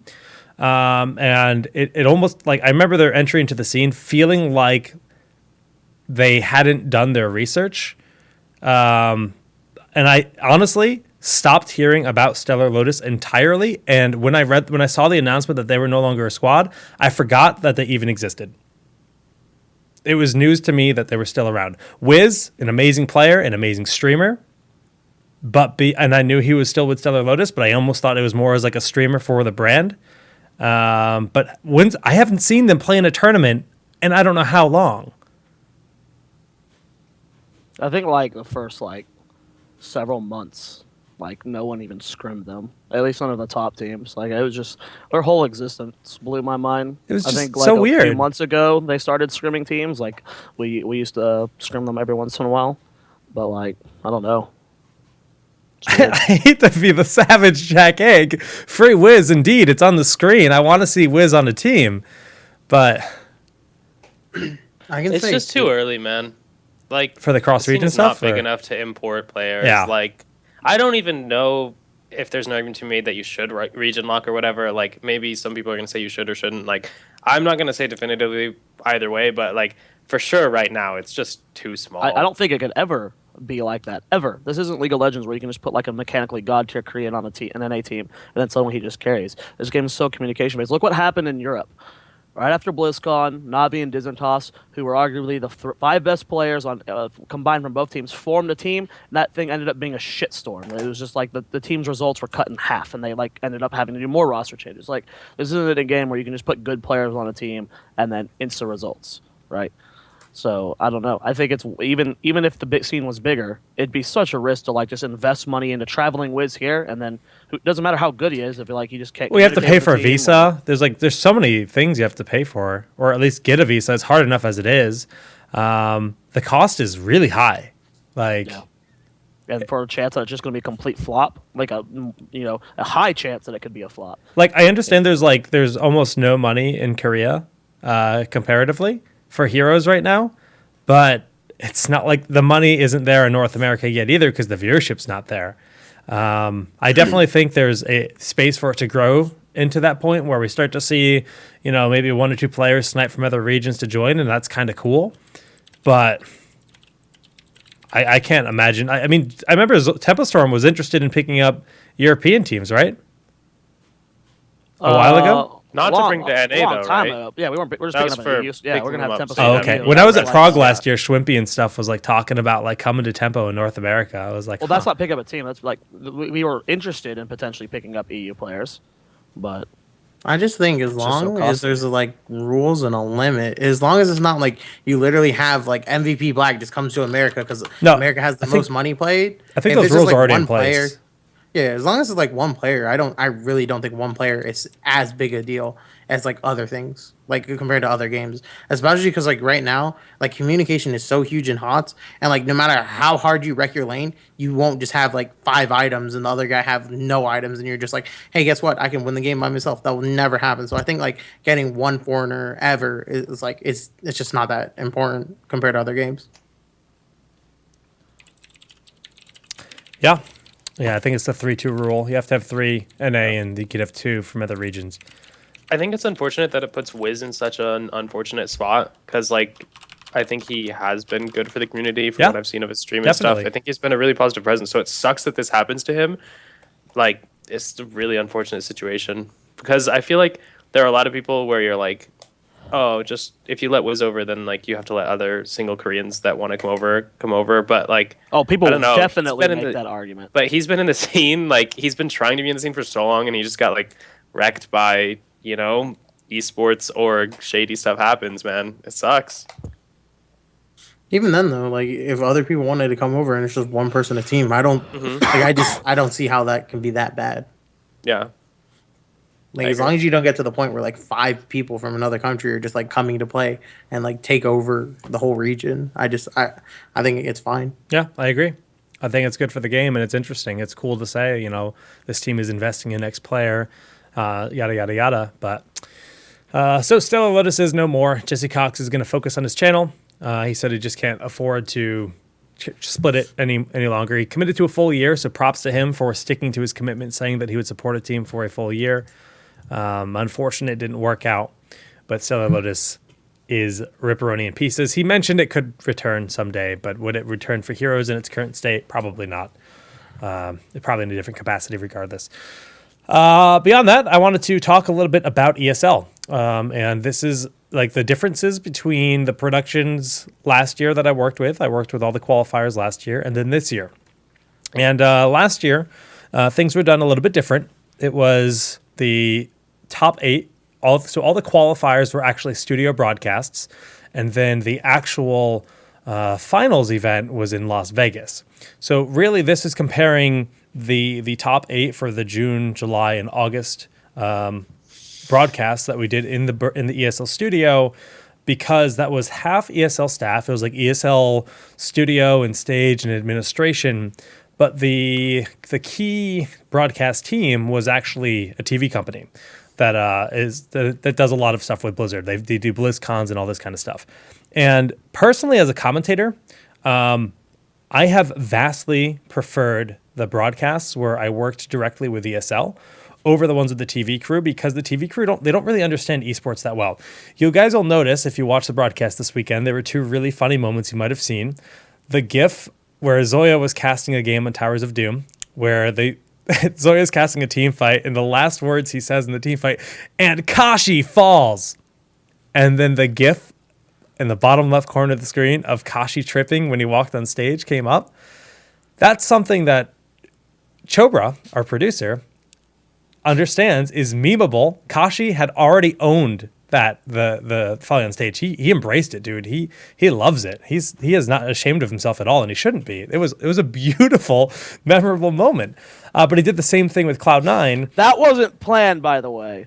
The quote? Like Chobra didn't say try and work Kakashi falls or like goes down, and that he just played off of me saying it. So that wasn't like, I think he was probably planning on beforehand. putting it, since he knew that team was losing the fight. I think he's savage, but it just worked out really well that you said that. But then he did the same thing when Cloud9 was winning a game. He showed the gif of Fan putting on the sunglasses. Like that's really cool stuff. The So Ventic. stylistically, I like that. I think the draft and stuff tool they created and stuff was really good. The fact that the drafts were done live rather than during commercial breaks and stuff, way better. You guys even prefer that. Like, it just feels more genuine. Yeah, because it's so shitty. Like when you finish the draft, you just want to play the fucking game right then and there. You don't want to sit around for 5 minutes like, shit, did we do this wrong in the draft? Right. You know, like you're contemplating things that you shouldn't be. Like just finish the draft and then go. You know. And the prior broadcasts, like, we had like a teleprompter and like all these things to worry about, and it makes it feel like a little bit more it's such a different vibe, and I like it when it's pure on improv. I'm there with my co-commentator and I'm talking about the game, and if I missed anything, if there's anything I have to talk about, the producer's going to say it in my ear, and that's it. And just the flow of it, the style, the way everything went, other than the 40-minute delay where Dread and I had to stall at the start of day one, flawless event as a commentator. I thoroughly enjoyed it. I agree. I think with how that show was done, it was like almost perfect. I think a lot of the there are a few things that we talked about, like putting the map name on the on the draft screen. Yep. And little things like that, but those are just like graphical changes. Yeah, from production side, I don't have any complaints. I could see a use for a prompter, but not like a fully scripted one. Just like talk about this next, right? This is like where we're going next. But it's an extra thing to worry about, in my opinion. Well, because we didn't need that this time because Anna was like involved as a host. Like she like basically was a desk host, but not at the desk, right? Yeah, that's true. But if we didn't have that, something like that could be valuable. It is something to worry about, but it's what it probably should be happen just from like a smoothness of production type of standpoint. But I think for this show, like that's the thing I love the most. I think was Anna's involvement. It was not just like introducing them on the stage. It was a lot more like she would be involved with us in the interview. She would. I loved that. Like her involvement, like the way Cho'Gall, because Cho'Gall, like he's former commentator, former host, like he knows like former all god. aspects of the production, and I think how he involved Anna was my favorite part. Yeah, I think they killed it as far as when it came to like the actual tournament organization and structuring of the broadcast type stuff. As far as I can tell, it felt a lot more like authentic esports-y and less try hard, Yeah, but exactly. I would say I agree on that, but like I think the production and all that was like really good. I just think the behind the scenes for the players, like they could have improved so much on that. Like I feel like if you're a player, they were just like, no matter what, we have to get the production right. So you just have to listen. You have to do things. It's like, oh, here's the best of 3. If it lasts for over an hour, you have to stand up and watch. There's no chairs because there's a fire lane. You're like, no warm-up room or anything. And then like in the backstage rooms, they're like, oh, guess what? If you're trying to scrim, every single computer's right next to you, and people are just gonna watch you. So you're just like, oh, that's cool. Let's try and reveal anything, and everyone in the whole world will know. And it got to the point where, like, literally, if someone put out their camera or their phone and just took a picture, it's like, can you even be angry? Like, is it their fault or ESL's? And then, like, I know C9 had a huge problem where, like, they were the last game of the day, and they're like, hey, guys, show up at 8 o'clock in the morning because you're not playing till the last game. Yeah, and 5 like, p.m. I think was the scheduled time. You had to be there at 9 a.m. Okay, Yeah. schedule. Okay, so our call time was like 9, I think, and our schedule time, if everything went magically perfect, according to schedule day one, was we wouldn't play until like 4 p.m. or 5 p.m. But like they just wanted us to show up at 9 and sit around, I guess. I don't know. They wouldn't like, let you leave either. After there was like technical issues and stuff, and like we were way behind schedule, then they let us leave. But by that point, like we'd already sat there for 3 hours or whatever, So like, whatever. At least they eventually fixed it. One thing that super tilted me is like right when we came in, our game started, and then lunch came in, and they're like, "Oh yeah, you guys got to go. You get no lunch." And then we're like, "All right, whatever." Then we played our games, and then we went back to the studio. They're like, and we're like, "Oh, is there any lunch left?" And they're like, "Oh no, you guys should have ate. There's no lunch." And I was like, "Oh, that's so bad." I was like, okay, like I can't tell if you're just joking, because like this is kind of ridiculous. Like we need food. Like you're supposed to provide the food. That's like, bad. Can we get some? And then they're like, oh no. And then like I literally had to go talk to like 4 different people to be like, yo, this kind of unacceptable if you're supposed to feed us and we get no fucking food. Like, and then so finally they're like, okay, here guys, we're gonna call you guys pizza. And we're like, okay, thanks. And then 45 minutes, we're like, so are we ever getting pizza? They're like, oh no, just play your game and then you'll get food. And we're like, okay, this is just fucking ridiculous. Like, I got so tilted. I'm sorry. Like, I got so tilted. If you guys have any other feedback, like from the event and whatnot, I can relay it all to ESL. Beyond that, anything else that like was just kind of subpar for you guys? I mean, obviously having a practice area that's partitioned would be preferred if we could get curtains or anything, because I heard some drama of fucking chat. You guys need to, like, this is like a legitimate complaint. Like, the players are told they're going to get catered meals. Like, they don't like prepare to have food there and shit. Like, Try if you're performing- sitting around all day and then you have to play a long best of 3 that could be an hour and a half to 2 hours when you're starving because someone fucked up. That's a legitimate complaint. Like, I think we didn't get food for like 8 hours or something. So All it's right. like it's hard to play, but that tilts me more than anything. Chat's exploding for us to talk about observers. I'll agree with you.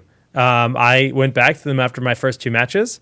I said, you guys need to stop zooming. It's nearly impossible to do play-by-play if I can't see the flanks. So many situations where I couldn't see Zeratul or Thrall or like these big flank heroes looking for their Sundering, looking for their Mighty Gust, looking for their Void Prison, whatever. I couldn't see that. I personally think they did better in day 2. And Twitch and Reddit, you guys are really good at bandwagoning and sticking to one thing. Even if it starts to get better, you don't appreciate that. I will call you out on that right now because they did adjust and they did get better throughout the weekend, but it started out really bad. I agree. Zoya, did you, as a former observer, what were your thoughts on the I observing? observed for myself. I never looked at that monitor. It took me so fast. Like legit, we had our own ob slot for the which was really awesome. I never ever looked at the program feed. I only looked at my own feed. So, like legitimately, I Yeah. only casted from my obsing. And that got like the camera readjusted like a lot. I would like notice that like Gilly would be talking about something on the screen, and then I would have to cut her off because like I'm watching a kill at the bottom happen, and like the observers would be just a little bit behind. So the interesting thing is the cool thing about having, we didn't even talk about this today, they added in new spectator slots into Heroes of the Storm. So there are now 6 slots within the client. This means fundamentally when I run online broadcasts, I can employ a dedicated observer to work with me for events. So if you guys think that you could do a better job observing, I implore you to take replays and start practicing and stylistically understand, like memorize timings, memorize serious things that need to be shown off in the game, and get good at just kind of having good smooth hand and good styles and practice. And contact me and make a YouTube video and send me a YouTube video of yourself observing, and I will give you an opportunity to observe something if I think you have potential. Because if you guys think that the observing is really bad and you can do better, prove it. And that's kind of my response to that. So, because I agree. I think observing is a talent that deserves to be rewarded and people can do really well. And in the history of the community, we've had 3 observers? That's it. The Blizzard observers are really good, but they trained really hard. And they haven't done anything in a while. So, because they're busy making the game. I'm surprised that they don't get like actual players to be observers. Like that's what League does. Like League has really good viewers. Every single viewer is a challenger player. What a surprise! Yeah, that's true. That's kind of awesome. But I don't know if we have. I mean, I think Miwa was a player that played competitive last year, and that's a big part of why we brought him in. And I think Miwa on average does a good job when he's not 3-2-3ing the game. 3-2-3, rest in peace. But I think Miwa has insanely good camera control. he does. He's smooth. He just needs a shot caller. Well, once I told him to stop zooming in, I thought it was a lot better. Because he was like, it's just a stylistic thing. Even I do it when I'm observing. Sometimes I zoom in on the Dragonite when it's getting picked up. I zoom in on a Merc camp just to show it off closer. But it's disorienting at the end of the day. It's a little bit dizzying to watch. I actually think Blizzard itself needs to make the default zoom a little bit further out. So there's like a default base zoom that's a little bit bigger. And I think it would be more appealing for everyone to watch. For obsing only, you're talking For about? obsing Or only. you think the For in-game obsing cam? only. Okay. I think, just the default's a little bit too far zoomed in.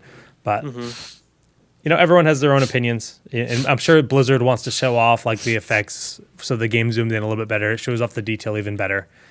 And that's that. Anything else from the event? Anything come to mind, guys? I don't know. Besides that, it was good. Like Yeah. hotels were good. Like Yeah, they had besides, shuttles. besides the one lunch, like they treat us pretty good. It's just those small things that like if they changed, it would have been a lot better. That's it. Yeah, from a casting perspective, from the moment I got there, I was happy with everything. Dude, the cool thing is it looks like the ESL has been expanding a lot, buying all the buildings around them. Every time one of the companies moves, they buy that building. And even since I was there in November. They've expanded exponentially, but it looks like the old primary building where Zoe and I did like WCA finals, where you guys were like side by side next to each other. Remember that studio, the WCA finals broadcast where Zuna tilted you so hard, Dunk, because he was yelling so What? loudly? WCA finals in the studio. Oh, dude, WCA was miserable, dude. Like we could hear Zuna shouting in our comms at WCA. So Yeah. compare this to that. Way better, Like, right? oh no, yeah, this is like so much better than that. Literally every single thing that could be better from then was better for this event. Like, not gonna lie, like the event was good, dude. But Yeah. I want to go back to again what Zuna said about the practice area. This is something that's been consistently across all Blizzard areas that I know, or Blizzard tournaments. Yes, all hosted tournaments. Is the practice area is just way too small. I know it's like a space complaint or something, but it's to the point that like Tazza and I were talking about constructing like an unfoldable tarp that you can put around like 5 PCs that there's no way that anyone can get inside of it. Like that's legitimately how bad it is, because it's so bad at LAN events that you should never expect to go to a LAN and get any valuable practice. Ever. yeah, but I honestly don't really feel like that's a serious issue as long as you're only there for like a day ahead of time or two, right? If you show up and just expect to cram it in your practice and manage to make meaningful improvements in that time, it's just not going to happen. Then maybe it should just be better like managed, like have a dedicated ESL employee that's like making sure. 'Cause They could have done curtains. it was ridiculous that people were like legitimately like Dude, watching people scrim. they could have and, like, done writing down curtains. notes on draft and stuff. They Why, should have done though? curtains or like, something. It's just it's public information at that point. Like, honestly, everyone watched us scrim eventing the day before the event. Like, so we both knew that was going to happen and didn't take it seriously. And like, okay, that's just how it is. Like, Yeah, but it shouldn't be like that. Yeah, like why you- not just take steps to like making like it it's a little not bit like more that's bearable? something like asking for something absurd. Like it literally can't be that hard to be like, hey, let's just make it a little bit bigger or put curtains, anything. Like just have your own space because it's expected. Like if you literally are just playing to warm up, like yeah, that's like fine and stuff. But like, what if you want to warm up a certain comp? You just can't. yeah, I mean, ideally there would be space, but it's just like, I don't think there's any way to make it work in that space that they had there, you know? Yeah, that one was really tight. But even just having like an ESL employee that's like making sure people were minding their own business or something. I don't Good luck know. with that. Yeah. It's not like they can literally say like, hey, here's your spot. Don't go in there. Everybody put on blinders when you go in the room. You're only allowed to look at your own monitor. The dream. Like, I don't know. Ideally, it's separate rooms, but I don't think you should do some half-ass, like, don't look at other people's screen bullshit. Like, there's just no way that could end well. Yeah. Yeah, obviously. Well, that's the thing too. Is like people are like, don't watch a stream. It's like at that point, or like don't watch a scrim. It's like at that point, it's like just don't scrim then. If you don't want to be it's like getting naked in public and being like, don't look at me. It's like that's your fault. Like Yeah. can't really blame me on that. All in all, That is though, Dredd did a kick-ass job. He really did. It was cool to have a player, step aside. I mean, it was just like when we cast together Dunk recently. I thoroughly enjoy like getting that actual pro player insight from people that have the experience playing at the highest level. It's something that's really, really enjoyable, and obviously the feedback on Reddit, they liked it too. But so he'll be going to Katowice this next week, and we can actually transition to talk about Europe because that is coming up. The European regionals are days away. Where is Kubi? Kubi is sick. He'll be back next week. Don't worry. Rip. Rip I'm Kubi. not gonna lie. If QB was at the studio, we would have won 100%. That's where my energy comes from. Do you just like That's you touch his lats? That's what it is, right? It's everything. OBM. Whew. That was our secret to winning, and we just didn't have it. OBM is his old name. Kubi's name used to be Omega Black Mage. If you guys are not a long-term viewer, feels bad, man. I'm so sad. All right, boys. I'm pulling this up. There's a bracket challenge. You guys can actually find it. If you look at the TownHall Heroes Reddit thread, which was in the chat, there's a new thread on Reddit for an EU bracket challenge. Let me actually give shout-outs to the correct person before I continue on, because I think it's really cool that people are taking the time to do this kind of stuff. So Isheza developed a bracket creation tool on my website he's just hosting it at my website for the community to be able to make their own brackets. And we're going to be showing that tonight. You just go to solidjakegg.com/bracket. And there is a bracket challenge made by Sudrap. So Sudrap, thank you for doing this. It's actually stickied on the top of the Reddit Heroes of the Storm. You can find the bracket challenge there. It tells you how to play. And we're going to go through, and I'm going to ask you guys to do your advancements. And we're going to start. Do we have to? Yeah, you don't have to, but let's just talk about it at least. We're not going to make our own brackets. We're just going to. I just want to clarify. That's not because like the standard like I think EU is a bad thing. It's like legitimately like I have no idea how this bracket's going to go. I mean, I feel the same way. That's why it's fun to do this kind of stuff. If you asked me for predictions, I would probably literally flip a coin, or you could tell me what players were on the team, and then I would at least be meaningfully invested. It's just it's so hard to track EU right now. Dude, I'm EU God King. What do you want to know? Let's Okay, let's let Google Zuna lead the show. Zuna, take control, Okay. brother. Game 1, Epsilon versus My Insanity. Yeah. Wait a minute. Who's Epsilon now? I know Epsilon they is Google. just changed. Google. I just changed to Epsilon. That was like a week ago. I just Google don't is remember sheds. the team. Google is sheds not or whatever. Okay, Google will body My Insanity. That's not even close. Shout out to the old VP members. Dig and That's true, Navi. though. Dig and Navi. This is going to be the closest game I give out of all these. I give it sets, to Dig, man. for sure. Grandpa Kete, I love you. I love you, Grandpa Kete, but I'm going with Navi.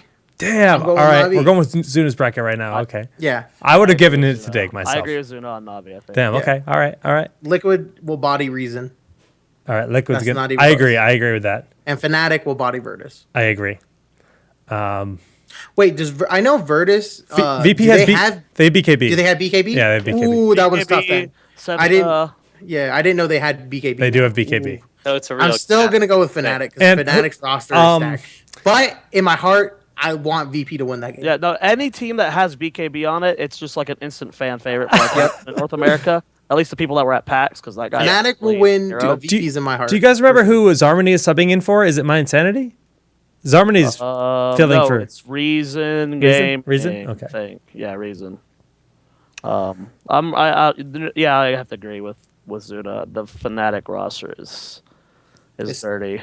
It's So we're going Fnatic. Yeah. All right. So let's go to winners bracket match. Epsilon versus Navi. This game will also be a good game, but Navi will take it. I don't think Epsilon has a chance versus Navi. I really don't. No, Epsilon. It will be a close game. Trust me. All right. I trust you, man. Epsilon are good. TL versus Fnatic. Now this game is going to be insane, but I'm going with Liquid for sure. It's going to be, but Liquid. My boy Lowell.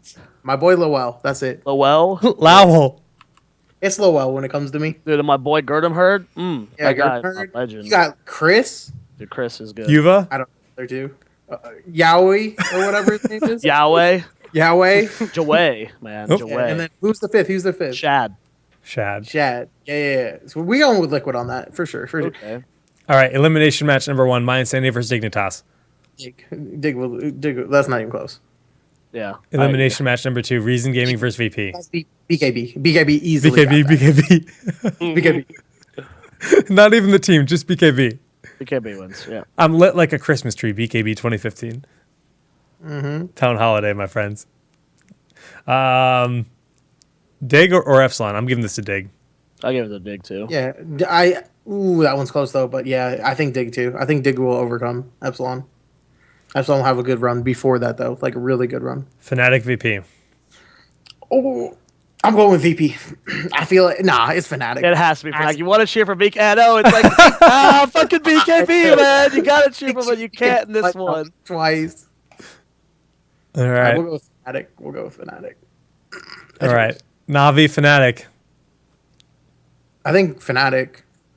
I feel like Navi will be doing good, but then like they'll somehow just they'll underperform this game. And Fnatic will just take it. I'm trying to think of the think players Fnatic. and these teams respectively since the changes. Fnatic is Bree, Schwimpy, Elthero, Quanix, and Smex.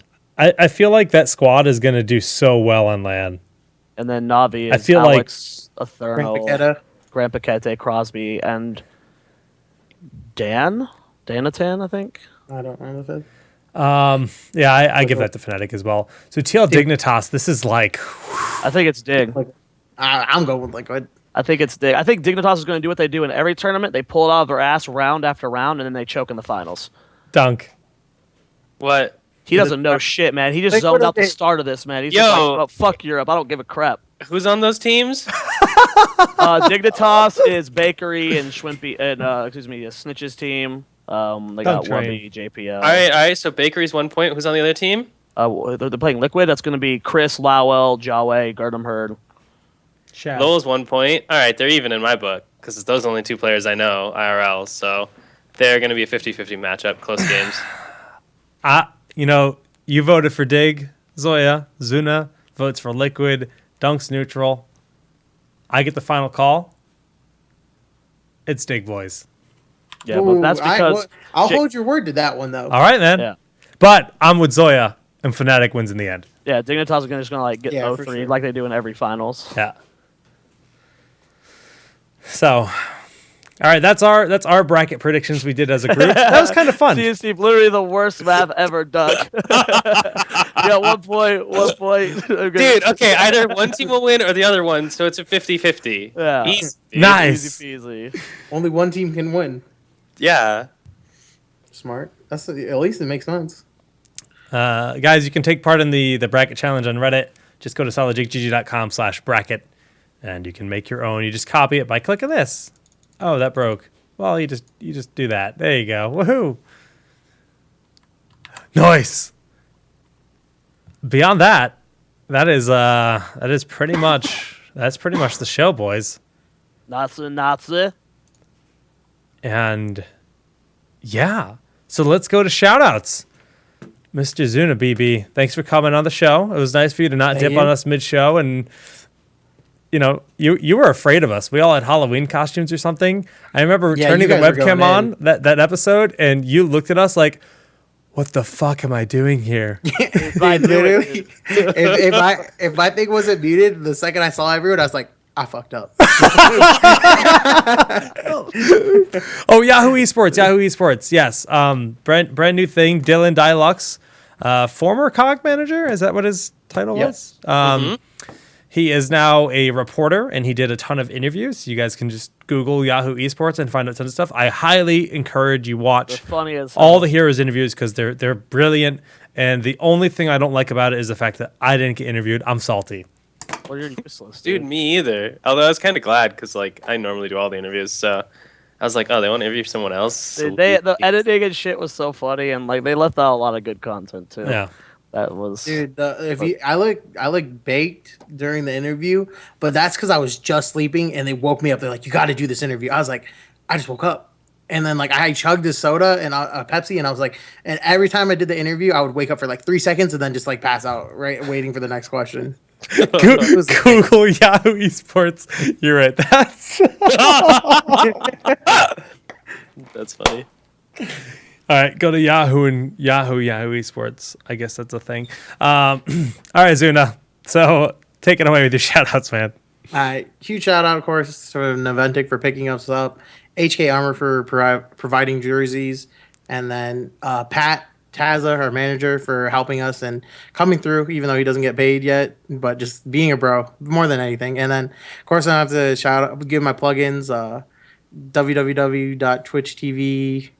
I don't know, go Zuna. Nailed it. Yeah, I got it on the overlay for you. I got you covered, buddy. Okay, you got my Twitter and all that? Yeah, okay. And then for the other people, the people in the chat, I think it was Claudius, Marvel, and of course my boy Krug. Without Krug, we wouldn't have made it to the tournament. Krug the legend. And people that think Krug stole my Funyuns, they don't know Krug. They don't know Krug. It wasn't Krug. Shout out to Kenma for killing his torrents. Oh yeah, that's So you could keep being on the show. I don't want to be a robot. Yeah. Shout out to Kenma in general. I had a lot of some nice chats with him this weekend. Cool dude. Dunktrain. Obviously, shout out to Cloud9 and all our sponsors: Loot Crate, Logitech, HTC, G2A, iBuyPower, Zowie, MSI, Intel, HyperX, Nvidia, Red Bull, Low Class, Need for Speed USA, HK Army, Replay HUD, and LolWiz. For letting me be on this team. Yeah, that's a lot, right? Boom. And shout out to all the fans, who kept having faith in us while we were having some struggles in China and with rosters and stuff. But back-to-back NA champs is pretty sweet. So thanks for staying on the train, guys, and make sure to catch me on Twitter or Twitch. Hey Zoya, I'm pretty sure I beat you in the bracket challenge. How's it feel? Dude, that shit got thrown. Okay, I made my practice challenges before Blaze was showing up with a sub anyway, so that's... You put Tempo in the finals. Well, yeah, I have to. I'm biased. Wrecked. We could have been there. We almost beat those shitters, C9. Easy peasy. Shout out to Tempo Storm and all our sponsors, Twitch, G2A, and Fnatic Gear. It was fun casting. Shout out to ESL and Chobra for bringing me in. And, I don't know, follow my stream. I streamed yesterday, which was crazy. You'll stream again in 4 weeks when a new hero comes out? I'll stream again in 4 weeks when a new hero comes out. Great. And, EU is going to be fun this weekend. I'm really curious to see how their meta explodes because our meta did the dumbest thing throughout this tournament. So I'm really curious to see how a dumb meta gets dumber. So I'm excited for EU. So Oh, man. He really makes the EU fans feel welcome here. He does a good job of that. You can be fans of all you up, but their meta's dumb. Let's be real. Shout outs to the North America scene in general. I was expecting to see a big skill disparity between the top 4 teams and then the bottom 4 teams. And we saw a lot of really close, really good series. Almost every match, I think 3 matches out of all of them were 2-0s, and everything else was a best of 3. And, logistically, that made the event run really late, and it was exhausting as a commentator, but it was so worth it because the games were good. And that's the dream, right? It was super, super fun. Obviously, shout out to Blizzard, everyone, for making the opportunities even exist, and for all the viewers for tuning in and supporting the show, and to everyone, because my channel surpassed 1 million views yesterday, and that's crazy to think that the channel has already come this far. So much love to everyone with that. Pseudo announcement. I am gonna be out of town for 5 weeks straight, and I may or may not have a streaming setup while I'm traveling around. And the moment I get back from my trip, I have a house that I just bought, or I'm in the process of buying, and I'll be moving into it. So my life is gonna be insane. My number 1 priority is to keep TownHall Heroes and TownHall Overwatch flowing. My other shows like Daily Quest and stuff, if I have to put them on hold, then that's fine. But I'm doing everything I can, even if it comes down to finding somebody local to where I will be at each point in time to stream at their house, right? I'm willing to go to LAN centers, whatever I have to do, I'll figure it out. Kubi will be back next week. Don't worry about that, guys. And he's just not feeling well today. So, but that will conclude it. Once again, Zuna, Dunktrain, thank you so much for joining us. Zoya Bear, I love you. TempoStorm.com. Go check out our infographic before Moon Prayer kills me. Bye. The infographic's actually dope. Check it out. Yeah. It's really well done. Really well done. Really final thing, the shirt. The TownHall Heroes t-shirt. This is your last week to buy one. If you haven't gotten one yet, this is potentially the last time we do a Teespring campaign for the shirt, because I'm probably going to do other campaigns. I can only do one at a time. So I want to do like a TownHall Overwatch shirt. I want to do other things. So this is like the last 6 days if you wanted to buy one of those. And bam. Till then, guys. Or till next week. GG's. What is that?